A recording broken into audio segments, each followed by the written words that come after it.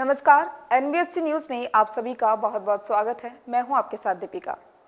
एक और जहां पूरे राजस्थान में गहलोत सरकार द्वारा कोरोना महामारी को लेकर नियंत्रण करने के लिए लॉकडाउन लगाया हुआ है, सरकार खुद लोगों से घरों में रहने की अपील कर रही है। वहीं हम आज आपको जयपुर शहर से कुछ ऐसी तस्वीर दिखाएंगे जिसे देख सरकार द्वारा की गई घरों में रहने की अपील खोखली नजर आती है। इन तस्वीरों को देखकर आप खुद ये सोचने पर मजबूर हो जाएंगे कि आखिर प्रशासन चाहता क्या है। लॉकडाउन के समय से विस्थापित परिवार आखिर जाएंगे कहां? जहां सरकार के आदेश अधिकतम 11 आदमी एक जगह एकत्रित हो सकते हैं, लेकिन आप देख सकते हैं कितना पुलिस जाब्ता तैनात है, कितने नगर निगम के कर्मी हैं यहां जमा। जयपुर में सीकर रोड पर स्थित अलका सिनेमा के सामने कचरा डिपो में पिछले कई सालों से सांसी समाज के करीब 200 परिवार रह रहे हैं, जिनमें से अधिकतर लोगों के उसी जगह के आधार कार्ड आदि कागजात बने हुए हैं, जहां एक और इनको पहले से ही कोरोना के कारण रोजगार और खाने पीने की असुविधा हो रही है और उसके बावजूद भी प्रशासन द्वारा उन्हें रोड पर लाने का काम किया जा रहा है। आप देख सकते हैं किस तरह सरकारी कारिंदे खुद धज्जियां उड़ा रही हैं सरकार के नियमों की। मामला है विद्याधर नगर के परशुराम सर्किल पर बने नगर निगम के कचरा डिपो की जमीन का। यहां अतिक्रमण को बताया जा रहा है ये मामला। जहां ये मामला कोर्ट में चल रहा है, वहीं सरकारी आदेशों का हवाला देकर इनको संपूर्ण लॉकडाउन के दौरान जमीन से हटाया जा रहा है। आखिर कौन सी मजबूरी है, किसके ये आदेश हैं, कोई बताने को ही तैयार नहीं। लेकिन इसी बीच पुलिस लाइन तक से जाब्ता मंगाया गया है। नगर निगम कर्मियों की भारी भरकम फौज आज जमा है। इनको यहाँ से हटाने को लेकर किसी का बच्चा बीमार है तो किसी को कोई अन्य बीमारी, जिसका इलाज स्थानीय अस्पताल में चल रहा है। आप देख सकते हैं इनको रोते बिलखते हुए। ये सभी किन राजनेताओं के दिखाए सपनों का शिकार हुए हैं, ये तो कोई नहीं जानता।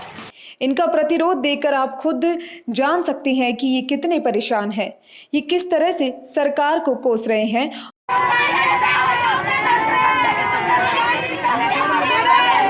और सरकार के कारिंदे इनके कैसे घर उजाड़ रहे हैं।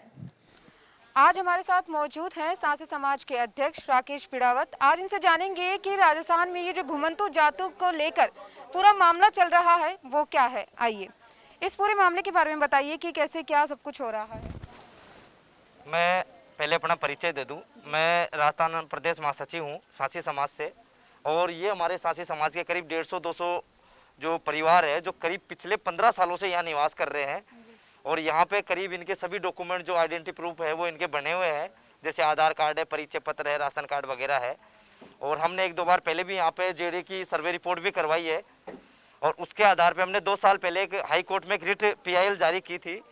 उसमें हाई कोर्ट ने आदेश दिया था कि जितनी भी जो राजस्थान में विमुक्त घुमंतु और जयपुर में जो रह रहे घुमंतु जातियाँ है, सांसी समाज भी विमुक्त जाति में आता है, तो इन जातियों को जब तक किसी दूसरी जगह पे सरकार की तरफ से या प्रशासन की तरफ से नहीं बसाया जाता, या 50 गज का या 100 गज का प्लॉट नहीं दिया जाता, जब तक इस जगह से ना हटाया जाए दूसरी जगह से। इसके हमारे पास आदेश की प्रति भी है, जो हमने अभी विद्याधर नगर थाने में CI साहब को और नगर निगम में दे रही है। उसके बावजूद भी नगर निगम और विद्याधर नगर थाना के लोग सम्मिलित कार्रवाई करके आज इस बस्ती को उजाड़ना चाह रहे हैं, हटाना चाह रहे हैं। अब ये लोग आज दूसरे कोई सरदार, कोई चूरू से, कोई बीकानेर से है। इस लॉकडाउन में यह हाल है इन घुमंतु लोगों का कि इन्हें एक समय का भोजन भी नहीं मिल रहा है, रोजगार भी छिना हुआ है इनका, और उसके बावजूद आज प्रशासन इनको बेघर और कर रही है। आज ये घर से बाहर जाएंगे, करीब 250-300 आदमी ये लोग है, ये बूढ़े बच्चे जवान कहाँ जाएंगे इस लॉकडाउन के अंदर, जबकि स्थिति यह है कि बाहर जाते ही पुलिस इन्हें पकड़ रही है, अरेस्ट कर रही है। तो कांग्रेस सरकार को मैं ये कहना चाहूँगा कि कांग्रेस सरकार में ऐसा ना करे और कम से कम इन लोगों की, घुमंतु लोगों की सुनवाई करे। तो आपने इसके लिए सरकार या प्रशासन को कुछ गुहार लगाई है या फिर कुछ आपने अपनी तरफ से कुछ कोशिशें की हैं जिससे ये सब ना हो जो अभी यहाँ पे हो रहा है? हमने जब से हमें कल से पता पड़ा, हमने कल से जो जोन आयुक्त है, अपने जो नगर निगम आयुक्त है, उनसे भी बात करी है, और जो विद्याधर नगर थाने के CI साहब उनसे भी बात करी थी। उन्होंने हमें ये कहा कि नहीं, हम सर्वे कर रहे हैं, लेकिन हमें पता लगा कि वो सर्वे की जगह इन्हें यहाँ से हटाने के अंदर है। आप बताइए कि किस तरीके का पूरा मामला है और क्या यहाँ पे अभी चल रहा है? मैडम इस तरह का मामला है कि हमें जैसे कल बताया गया कि आप लिस्ट दो, हम आपको घर देंगे, जगह देंगे और आपका सब लोगों का नाम लिख के दो। तो उससे इन्होंने जानकारी लगाई कि अभी कितने लोग, कितना परिवार रह रहा है यहाँ पे। कितना परिवार रह रहा है यहाँ यहाँ पे? तकरीबन 100 से ऊपर रह रहे हैं लोग। 100 से ऊपर। जी बिल्कुल। और इन सब लोगों की लिस्ट लेके फिर हमारे कुछ लोग थानों में इन्होंने बिठा लिए हैं और उनको आने नहीं दिया, बंधक बना लिया है। तो इससे भी जो संख्या है तोड़ने की कोशिश की और हम सबको हटाने की। पहली बात, हमारे छोटे छोटे बच्चे हैं, देखो आप, ये कहाँ जाएंगे? हमारे पास खाने के लिए कुछ भी नहीं है। इससे अच्छा तो सरकार हमें ऐसे ही मार दे, जहर दे के, तो अच्छा है। कम से कम एक साथ हमारी मुक्ति तो हो जाएगी, कम से कम हमें ये दर्द तो नहीं झेलना पड़ेगा। हम 20-22 साल से रह रहे हैं यहाँ पे, हमारे पास कुछ भी ऐसा नहीं है और हमारे पास आइडिया भी है, प्रूफ भी है, लेकिन हमारी तरफ कभी इन लोगों ने ध्यान नहीं दिया। हम चाहते हैं कि हमें थोड़ी जगह दी जाए, हमें घर दिए जाए, या हमें कोई आसरा दिया जाए, हमें यहाँ से हटाया नहीं जाए। क्योंकि इस महामारी के टाइम में सरकार कह रही है कि आप लोग अंदर रहो, जब सबको अंदर देने का सुझाव दे रही है और हमें बाहर निकाल रही है, तो आप बताइए हम कहाँ जाएंगे? अगर यदि इसमें से कुछ मर जाते हैं या कोई हादसा हो जाता है तो उसका प्रशासन जिम्मेदारी लेगी क्या? प्रशासन उसको अपने जिम्मे लगा सकती है क्या? अब हम गरीब लोग कहाँ जाए? हमारा तो कोई भगवान के सिवा, उसके सिवा कोई आसरा नहीं है और हम यही आसरा है। और हमारा रोटी रोजगार है, जो हमारा काम धंधा सब बंद हो रहा है। हमें तो एनजीओ के आते हैं, राशन देते हैं और हम वो खा लेते हैं और सो जाते हैं। हमारे पास कोई काम नहीं है।